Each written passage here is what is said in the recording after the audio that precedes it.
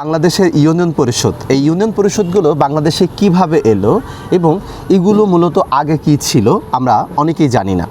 তো ইউনিয়ন পরিষদ হচ্ছে এটা ব্রিটিশ আমলে অর্থাৎ 1870 সালে, আজ থেকে 155 বছর আগে এটা ব্রিটিশরা মূলত হচ্ছে যে ভিলেজ ডিফেন্স, মানে গ্রামের যে চৌকিদারগুলো আছে না, গ্রাম পুলিশ, গ্রামের মানুষের নিরাপত্তার জন্য প্রহরী হিসেবে প্রথম এটা গঠন করেছিল চৌকিদারকে নিয়ে, এটা 1870 সালে।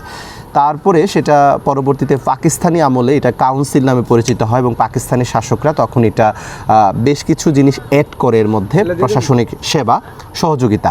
তারপরে 1973 সালে, আবার বলছি 1973 সালে প্রথম আনুষ্ঠানিকভাবে ইউনিয়ন পরিষদ নির্বাচন অনুষ্ঠিত হয় এবং 1973 সাল মুক্তিযুদ্ধের 3 বছর পর এই ইউনিয়ন পরিষদটি আনুষ্ঠানিকভাবে ইউনিয়ন পরিষদের ঘোষণা এবং এই যে চেয়ারম্যান এবং মেম্বার এই পদপদবিগুলো ঘোষণা করা হয়।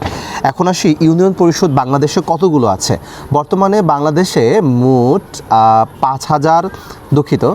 4,599টি, আবারও বলছি 4,599টি ইউনিয়ন পরিষদ সারা বাংলাদেশে রয়েছে। তো এই ইউনিয়ন পরিষদগুলো প্রত্যেকটা ইউনিয়ন পরিষদই কিন্তু 9টি ওয়ার্ডে বিভক্ত।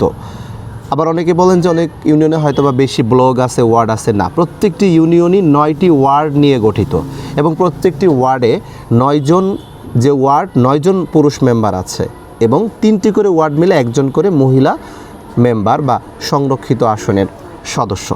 এই 3 জন মহিলা হচ্ছে ইউপি সদস্য এবং হচ্ছে 9 জন পুরুষ, এই হচ্ছে 12 জন, আর চেয়ারম্যান সহ 13 জন। এই 13 জন সদস্য নিয়ে একটা ইউনিয়ন পরিষদ গঠিত হয় এবং প্রত্যেকটা ইউনিয়নে একই গল্প, সবগুলো ইউনিয়নেই 9 জন পুরুষ মেম্বার, 3 জন মহিলা মেম্বার এবং 1 জন চেয়ারম্যান, এই মোট 13 জন সদস্য নিয়ে গঠিত হয়। এখন কথা হলো যে সচিব রয়েছে এবং উদ্যোক্তা রয়েছে, তো তারা মূলত ইউনিয়ন পরিষদের সদস্য কিনা? না, তারা ইউনিয়ন পরিষদের নির্বাচিত সদস্য না, তারা হচ্ছে সহকারী, অর্থাৎ ইউনিয়ন পরিষদ পরিচালনার জন্য প্রশাসনিক একজন কর্মকর্তা হিসেবে সচিব থাকেন এবং উদ্যোক্তা হচ্ছে জন্ম নিবন্ধন, মৃত্যু নিবন্ধন ইত্যাদি, তারপরে কেরানি থাকে, এগুলো লেখালেখির কাজ করে। তারা মূলত ইউনিয়ন পরিষদের সদস্য না, তারা হচ্ছে সার্বিক সহযোগিতা করে থাকে সদস্যদেরকে এবং চেয়ারম্যানদেরকে।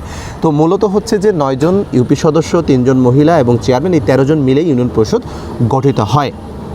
তো আধুনিক এই ইউনিয়ন পরিষদ এখন কালের বিবর্তনে এখানে বিচারিক কার্যক্রম যুক্ত হয়েছে এবং ত্রাণ সহায়তা, গ্রামীণ সড়ক অবকাঠামো থেকে শুরু করে ইত্যাদি নানাবিধ সুযোগ সুবিধা এই ইউনিয়ন পরিষদ দিয়ে থাকে, যা আগে শুধুমাত্র গ্রাম পুলিশদেরকে দিয়েই এটা পরিচালিত হয়েছিল, যেটা 1870 সালে। কিন্তু এখন সেই গ্রাম পুলিশ তো আছেই, 9টি ওয়ার্ডে 9টি গ্রাম পুলিশ এবং 1 জন দফাদার, যেটা হচ্ছে সবচেয়ে সিনিয়র গ্রাম পুলিশদের মধ্যে, যেটা সিনিয়র তাকে বলা হয় দফাদার, আর বাকিগুলো হচ্ছে নর্মাল গ্রাম পুলিশ।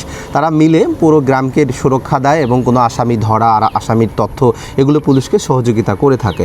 তো এই ছিল ইউনিয়ন পরিষদের সংক্ষিপ্ত ইতিহাস। যদি আমরা জানতে চাই যে ইউনিয়ন পরিষদ কবে নাগাদ শুরু হয়েছিল, সেটা 1870 সালে।